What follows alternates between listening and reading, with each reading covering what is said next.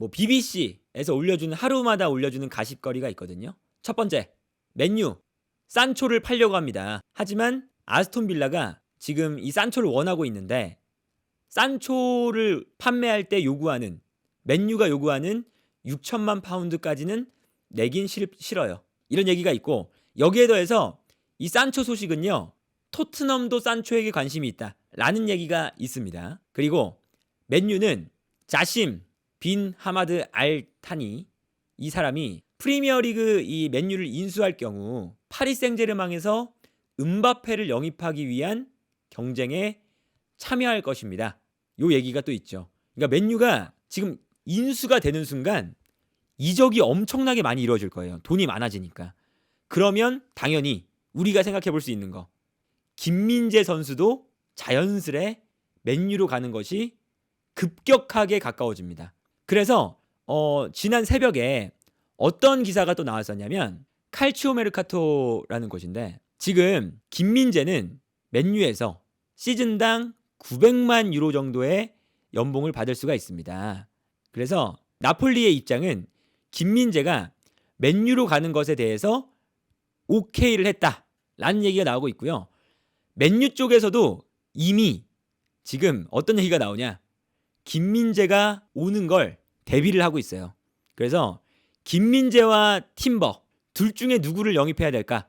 이렇게 비교를 하면서 어떤 얘기를 하냐면 김민재도 그렇고 팀버도 그렇고 맨유랑 연결되었던 선수들인데 김민재가 기록적으로 여러 가지 측면을 보면 김민재를 영입해야 된다 라고 또 올라오고 있습니다. 이 맨체스터 이브닝 쪽에서도 슬슬 이제 김민재를 칭찬하는 기사들이 올라오고 있어요. 김민재는 이번 시즌 팀버보다 블록도 많이 기록했고 반칙은 더 적었습니다. 공중볼도 훨씬 앞서 있어요. 그리고 프리미어리그는 수비수에게 신체적인 부분 그리고 대담한 그런 공격적인 수비 동시에 끈질기게 반칙을 범하지 않을 만큼 지능적인 수비까지 요구를 하는 리그예요. 그러다 보니까 김민재가 훨씬 더 프리미어리그에 그리고 맨유에 어울리는 선수고 필요한 선수입니다. 이렇게 올렸어요. 그래서 직접적으로 이렇게 비교를 해서 통계도 올려놨고 여러 가지 통계를 봤을 때 김민재가 우월하다 라는 얘기를 하고 있습니다. 팀버와 비교해서 김민재가 여러 부분에서 앞서 있다. 그러니까 이게 슬슬 맨유 쪽에서도 맨체스터 이브닝은 아무래도 맨유 소식이 많이 올라오는 곳이잖아요. 여기서도 김민재를 칭찬하는 이야기들이 슬슬 이제 이적이 다가오니까 많이 나오고 있습니다. 첼시는 음바페가 계약을 연장하고 싶지 않다고 말한 이후 음바페에 대한 관심을 보일 것으로 예상됩니다. 그러니까 지금은 돈 많은 클럽들이 다 이제 음바페 쪽으로 쏠리고 있어요.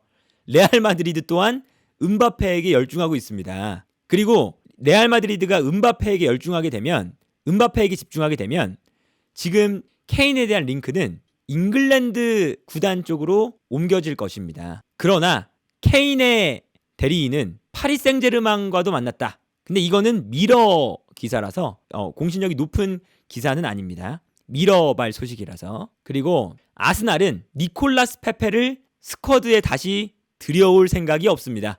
이건 뭐 당연하겠죠? 이런 얘기도 있고 이런 얘기도 있습니다. 가디언지의 기사네요. 벨기에 스트라이커 로멜루 루카쿠는 현재 사우디아라비아의 알힐랄로부터 시즌당 최대 2천만 파운드의 계약을 제안받았습니다. 루카쿠가 아직까지는 유럽 무대에서 통할 만한 선수이긴 한데 그런데 지금 첼시가 이 루카쿠를 처리하기가 너무나 곤란하거든요. 데려갈 팀도 없고. 그러니까 인터밀란 같은 경우는 지금 첼시가 원하는 금액을 다 줄 수는 없다. 깎아달라. 이런 얘기를 하고 있어요. 지금 인터밀란 입장에서는 인터밀란이 갑이라서 이런 요구를 하고 있거든요. 그런 와중에 사우디 쪽에서는 2천만 파운드면 거의 한 300억 정도잖아요. 루카쿠에게 시즌당 300억 정도의 계약을 제안을 했다. 이런 얘기가 나오고 있고 그리고 아스톤 빌라와 울버햄튼은 메넨글라드바흐의 코네에게 관심을 갖고 있다. 리버풀도 관심이 있다. 이런 얘기가 있고 그리고 토트넘이 라야 골키퍼와 거의 협상이 완료된 상태다. 개인 협상은 동의를 했고요. 그리고 지금 스페인 국가대표팀 때문에 떠나 있는데 협상을 좀 더 해서 4천만 파운드 정도, 지금 브렌트포드가 원하는 금액 4천만 파운드 금액에서 조금 더 낮은 금액으로 협상을 하고 싶어서 토트넘이 이 4천만 파운드에서는 브렌트포드가 원하고 있는 4천만 파운드보다는 낮은 금액으로 계약을 희망하고 있습니다. 이런 얘기도 있고요. 이 정도까지 있네요. 그러니까 토트넘은 라야 골키퍼와의 개인 협상은 다 됐지만 지금 이정료를 협상하는 과정이 있고, 토트넘은 브렌트포드가 원하는 4천만 파운드 정도의 금액을 다 내기는 싫어하는 것 같습니다. 재밌는 소식. 콘테 감독이 결국 토트넘에 관련한 인터뷰를 했습니다. 어떤 인터뷰냐? 뭐 여러 가지 인터뷰를 했는데요. 그 중에서 토트넘 긍정적인 부분도 있었고 그렇지 않은 부분도 있었지만 좋은 경험이었습니다. 토트넘에서 최선을 다했고 내가 가진 모든 것을 바쳤어요. 그리고 나의 성과 얼마나 괜찮았냐면요. 내가 도착했을 때 토트넘은 8위에서 9위 정도 되는 팀이었습니다. 하지만 이 팀을 데리고 내가 챔피언스 리그에 진출시켰습니다. 이번 시즌도 내가 토트넘을 이끌고 4위까지 끌고 올라갔는데 4위에 있을 때 토트넘과 다른 길을 가기로 했습니다. 서로 헤어졌어요. 왜냐면 토트넘에 많은 사람들이 여기까지에 만족했기 때문에 어쩔 수 없이 안타깝게도 4위까지 올라갔지만 서로 헤어질 수밖에 없었습니다. 라고 이제 얘기를 드디어 또 했습니다. 그러니까 이게 뭐 콘테가 떠난 다음에, 토트넘을 떠난 다음에 멘트를 할 것이라는 건 당연했어요. 당연했습니다. 그리고 당연히 이런 얘기를 할 건 당연했고 자신의 성과를 얘기한 거죠. 내가 이 팀을 8위에서 9위 정도 하는 팀을 데리고 챔피언스리그 진출시켰고 이번 시즌에는 내가 4위까지 끌고 올라갔었는데 팀의 주변 그런 사람들이 여기까지 만족하는 사람들이 많아서 서로 갈 길 같다. 근데 갈 길 가니까 뭐 말은 하지 않았지만 이것 봐라. 내가 4위에서 팀을 떠나니까 이 팀이 다시 8위에서 9위로 내려가지 않느냐. 이 얘기죠. 그 얘기입니다. 그래서 결국에 또 콘테가 한마디 또 했다. 그리고 음바페가 이런 인터뷰도 했습니다. 저는 파리 생제르맹을 떠나거나 혹은 레알 마드리드에 합류할 것을 요청하지 않았습니다. 다만 나는 방금 2025년 6월까지 재계약을 할 수 있는 옵션을 활성화하지 않겠다고 파리 생제르맹에게 말했을 뿐입니다. 그래서 나는 파리 생제르맹과 재계약을 할 일은 없지만 다음 시즌에는 파리 생제르맹에서 뛸 겁니다. 라고 인터뷰를 했어요. 의미가 서로 상반되죠. 떠난다고 말한 적은 없지만 재계약은 하지 않을 것이다. 이 말은 즉슨 자유계약으로 떠날 것이다. 라는 이야기죠. 최근에 선수들의 이적 트렌드가 자유계약으로 떠나는 게 약간 트렌드처럼 되고 있어요.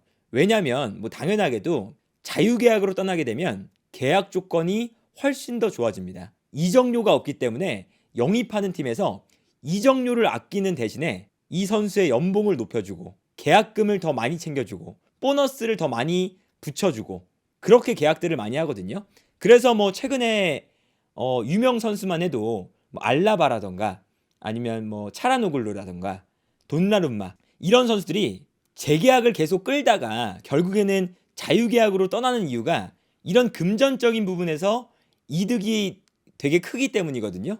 그렇기 때문에 아마 음바페도 그러한 측면에서 이번 시즌은 파리 생제르맹에서 뛰고 다음 시즌 자유계약으로 떠나는 것을 생각하고 있지 않나 라는 생각이 들고, 다만 여기서 파리 생제르맹이 음바페가 자유계약으로 떠나는 것은 어떻게든 막겠다 라는 입장이기 때문에 지금 음바페를 떠나보내려는 작업들을 하고 있고요.